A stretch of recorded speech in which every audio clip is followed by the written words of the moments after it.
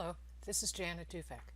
Welcome back to the next in our series of modules on the promotion and tenure process overview at the University of Nevada, Las Vegas. In this module, we will focus on promotion and/or tenure process. Who is eligible, when does this occur, and how does it happen? So let's jump in. First of all, who is eligible for tenure? The answer is determined by your job designation rank. There are multiple ranks that exist relative to titles and job classifications. Rank 0 consists of affiliate faculty, part-time instructors, research faculty, and non-paid adjunct faculty, etc. Rank 1 faculty are instructors or lecturers. Rank 2 faculty are termed assistant professors. Rank 3, associate professors, and rank 4 are full professors. So who is eligible for tenure? According to UNLV Bylaw 4.3.1, only those who are at rank 2 or above are eligible for tenure.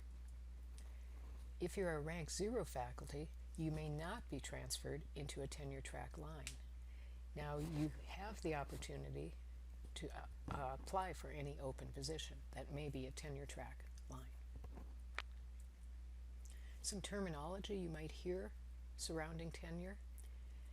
You might see, as we said, non-tenure track, NTT, or tenure track faculty, TT.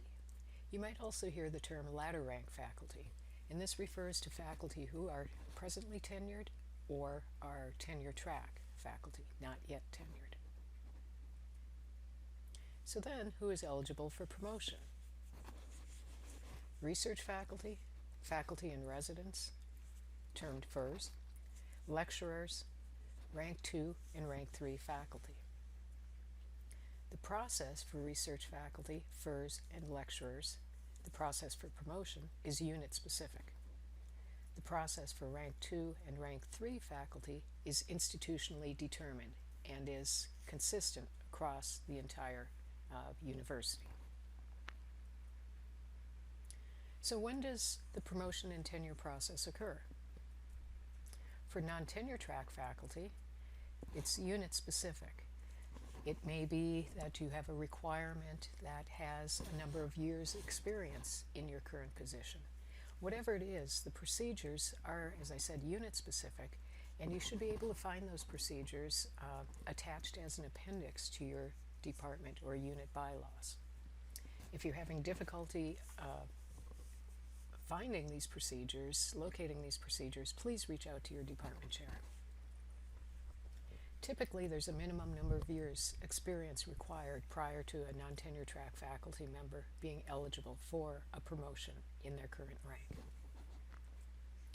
For tenure track faculty, it's actually a series of 2 steps. First of all, there is a mid-tenure review, and this occurs at during the 3rd year of the probationary period, typically at the end of the 3rd year of that probationary period. The tenure review occurs during the 6th year of the probationary period. There are exceptions that can be requested via a tenure flexibility form that must be rooted and acknowledged and approved all the way up through the level of the president. This may be something that occurs as a result of being granted years toward tenure, or the polar effect where there was some mitigating circumstance that provided a barrier to you to stay on this normal timeline. So the calendar-related when looks something like this. For non-tenure track faculty, your dossier would be due September 15th. And then it goes through various committees, and the committee reviews all the way up through to the level of the dean are due to the dean on December 15th. The dean's review is due to the Office of Faculty Affairs on January 15th. Promotions for the non-tenure track faculty end at the dean's level. The calendar-related timeline for tenure track faculty for mid-tenure, this only goes through the college or the school dean. For tenure track faculty applying for tenure, In March of the previous academic year, you should be meeting with your department chair and having a discussion about your desire to pursue tenure. During July through August, you'll be updating, completing your dossier. August through December, various committees will be meeting, everything from the department chair, etc., all the way up through the University Promotion and Tenure Committee. In January, the provost's recommendation will be forwarded to the university president. And in March, the regent's recommendation or approval or disapproval will occur. And tenure, if it's granted, would be granted for July 1 of that following year that you initiated this process. So how does the whole thing happen? And this is not going to be very detailed. It's just a general overview. You'll create your dossier, your supporting materials, your CV, sample pubs, whatever it is that is required of your unit in a management system that is termed UNLV Folio, and will provide training for you to work in that environment.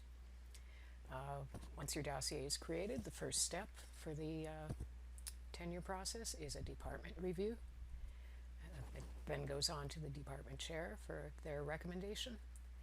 There's a school college committee review. It then goes to the dean for their recommendation. And as I said previously, this is the last step for non-tenure track promotion. For those seeking tenure or promotion, the University Promotion and Tenure Committee then reviews following the dean's recommendation. This then goes to the provost for their recommendation, and then that is finally routed to the president for approval or denial. So next in our series of overviewing the promotion and tenure process, we will focus on tenure as a concept. Again, if you have any questions, feel free to reach out to me or our team at facultyaffairs@unlv.edu. Thank you.